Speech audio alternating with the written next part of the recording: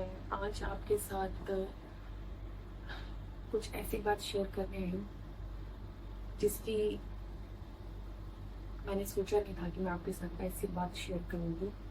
लेकिन आप मेरी जो ऑडियंस है वो भी मेरी यूट्यूब फैमिली का एक हिस्सा बन चुके हैं।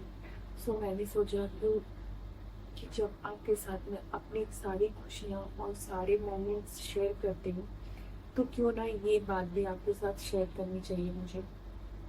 तो वही बात मैं आज आपको बताने के लिए आई हूँ। वो बात ये है कि मेरी जो नानी जी हैं वो अब नहीं रही इस दुनिया में। परसों ही उनका देहांत हो चुका है और कभी सोचा नहीं था कि इस तरीके से ऐसे होगा, नहीं सोचा था। जैसे कि आप जो मेरे कंटिन्यू व्लॉग्स देखते थे उन्होंने देखा होगा कि हम अभी रिसेंटली फैब में जो है मेरी मौसी के बेटे की शादी में गए थे। मेरी पूरी मैके की फैमिली गई थी शादी में गाँव में। सो नानी जी भी वहाँ पे गई थी। बाद गाँव से आने के बाद शादी से 1 मंथ बाद उनको पेन उठा मॉर्निंग में, अर्ली मॉर्निंग सुबह सुबह। तो उनको डॉक्टर के पास ले गए, मामा मामी मौसा वगैरह सब ले गए उनको डॉक्टर के पास। सो डॉक्टर ने उनको बताया कि जो उनकी जो नसें हैं वो सिकुड़ने लगी हैं, जस्ट बिकॉज ऑफ उसकी एज के हिसाब से जो उनकी नसें हैं वो सिकुड़ने लगी हैं। और जिस वजह से जो उनका ब्लड है सर्कुलेट नहीं कर पा रहा है, जो हार्ट तक नहीं पहुंच पा रहा है, जिस वजह से उन्हें जो ब्रीथिंग में प्रॉब्लम हो रही है। उससे पहले कभी भी मतलब नानी को ऐसा कभी नहीं हुआ, नहीं, ज़रूरत नहीं पड़ी। क्योंकि मेरी जो नानी थी वो 80+ थी, मतलब 85 86 ऐसी थी उनकी एज। और इस एज में भी वो मतलब ऐसे वॉक कर ले रही थी, आराम से कर लेती थी। जो होता है ना एकदम इंसान जैसे होता है कि फुर्तीला, वो था, वॉक करती थी सब कुछ। जैसे कि क्योंकि मेरे जो मामा और मामी है दोनों वर्किंग थे। सो जैसे उनका जो पोता था वो उनके साथ रहता था इसलिए स्कूल से आने के बाद सो उसको ट्यूशन तक मतलब ले जाना और लेके आना। और जो उनके घर का जो गेट है, मतलब पॉकेट का रेजिडेंशियल जो गेट है, वहाँ से जो पोता है उनको उसको लेके आना, क्योंकि वो बस से आता था। सो वहाँ से घर तक लेके आना, मतलब सब कुछ वो सब मैनेज करते थे। कभी कभार जो मेरी मौसी हैं वो भी करती थी। बट ये सब चीज़ें मतलब नानी देखा करती थी। तो ऐसी कोई प्रॉब्लम पहले नहीं आई थी, तो उनका चलना फिरना भी बहुत होता, मतलब अच्छे से हो जाता था। मतलब ऐसा नहीं था कि वो पहले से ही बेड पे थी, नहीं। फैब के बाद ही मतलब 1 महीने बाद ही उनकी ज़्यादा मतलब थोड़ी सी, जब से वो हॉस्पिटल से आए सो डॉक्टर ने ऐसे बताया उनको। और फिर उनको ऐसे प्रॉब्लम होने लगी। फिर भी वो कोशिश करती थी कि वो ऑक्सीजन सिलेंडर का यूज़ ना करें और उसके बिना वो वॉक करे। नीचे तो वो नहीं जा पाती थी, फिर उसके बाद से उनका नीचे जाना एक तरह से बंद ही हो गया।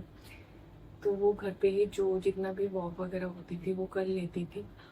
सो वो खुद ही कोशिश करती थी कि वो ऑक्सीजन सिलेंडर का यूज़ ना करें। फिर भी ज़रूरत पड़ती थी तो वो उनको दिया करते थे। और मतलब एक जना उनके साथ रहता ही था, एक ना एक। क्योंकि मेरे मामा मामी ऑब्वियसली वर्किंग थे, तो मतलब जॉब भी करनी है।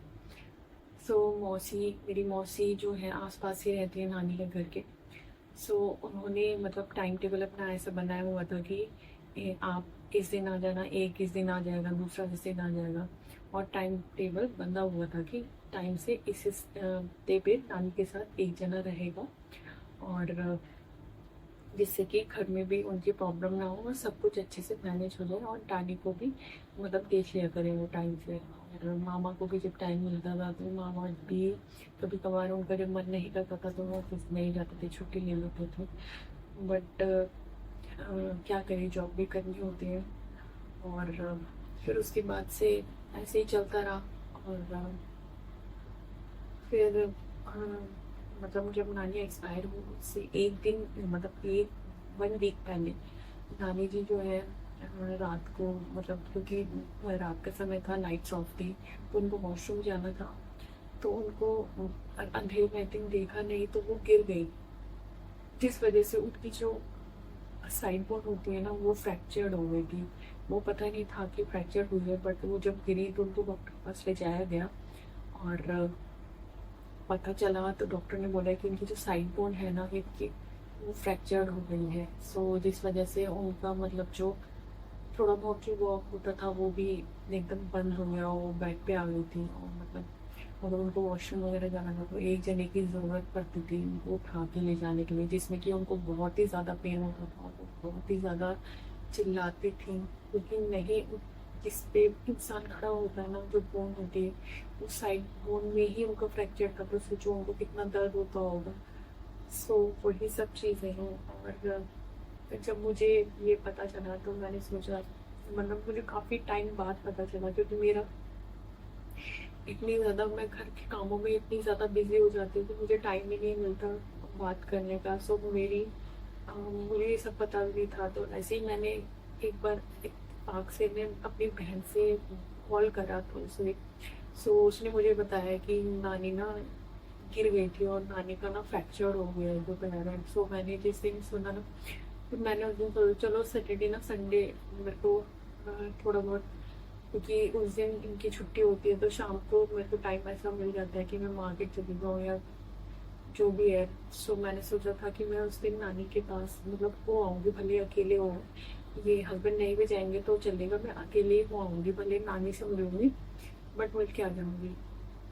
हाँ, तब तक 2 दिन बाद तो मतलब नॉर्मली मैं अपना जो रूटीन था वो ही कर रही थी काम वगैरह, और मैं खाना अभी को खिला ही रही थी। तब तक मौसी के कॉल से मौसी के फ़ोन से कॉल आता है कि नानी की जो सांसें है ना वो बहुत धीरे धीरे चल रही है।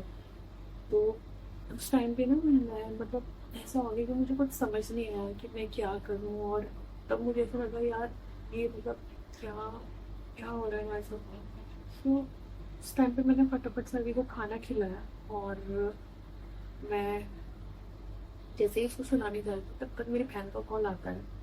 सो वो बोलती है कि अ, जो नानी है वो नहीं रही।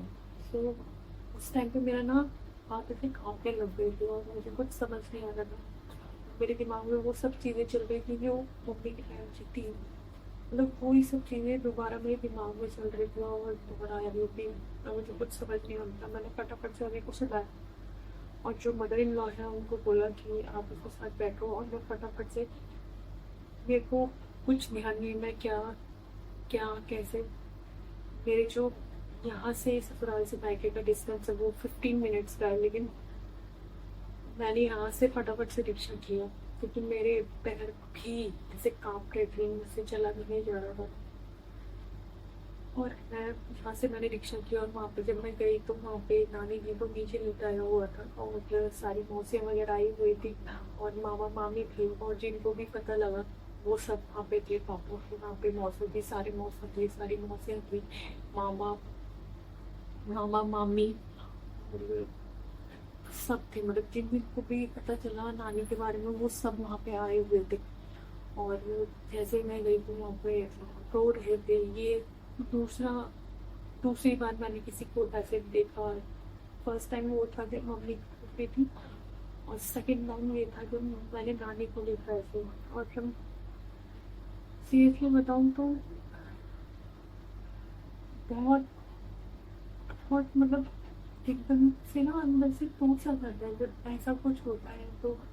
और खासकर तब जब आप उनसे जुड़े हुए हो दिल से।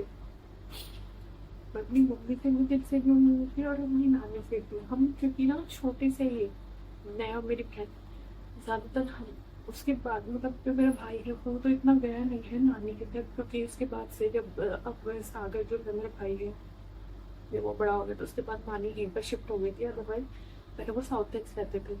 तो जब वो साउथ तक रहते थे ना तो हमारी जैसे छुट्टियां पड़ती थी ना, मैं और मेरी बहन हमेशा हमारी नानी के पास जाते थे, हम बैठ जाते थे। तो हमारी जो मेमोरीज है ना वो हमारी नानी से जुड़ी हुई थी उस टाइम से। और सो वो सब चीज़ें याद आ रही थी। और जब हम नानी को देख रहे थे, बस अंदर से ये मिला रही, मैं नानी से नहीं मिल पाई। बस ये था।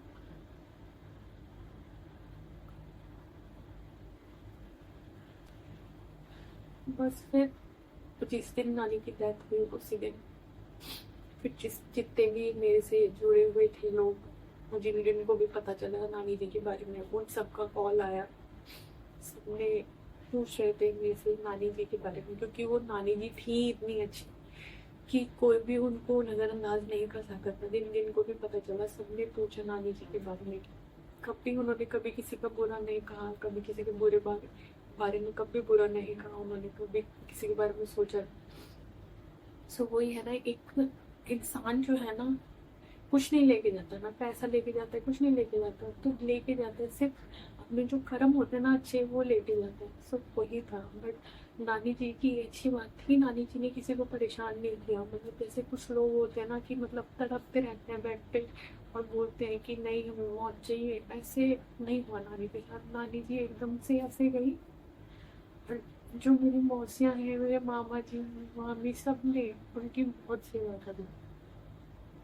बस मेरे अंदर ये मलाल रह गया कि मैं अपनी नानी से नहीं मिल पाई। बस यही था मेरे को।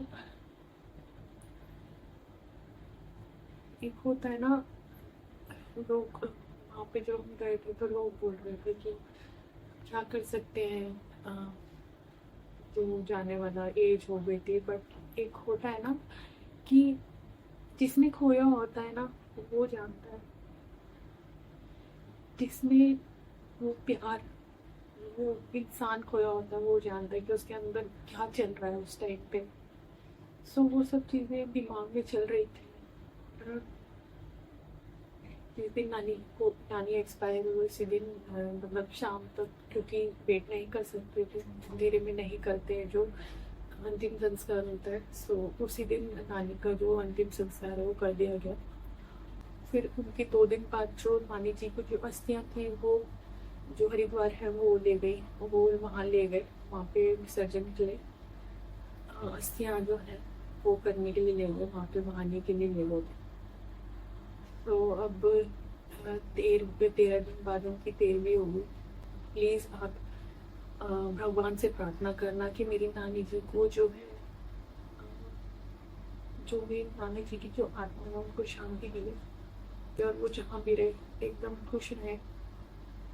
और बाकी थोड़ी बहुत जो मेमोरीज है हमारे साथ नानी जी की, वो मैं आपके साथ शेयर कर रही हूँ। वो मैं ये इसलिए आपके साथ शेयर कर रही हूँ क्योंकि ये जो मेरी नानी जी की मेमोरीज हैं ये यूट्यूब में एक मेमोरीज के तौर पे जो है वो रहे मेरे चैनल पे, ताकि कभी भी हमें नानी की याद आए तो हम इसे देख लें।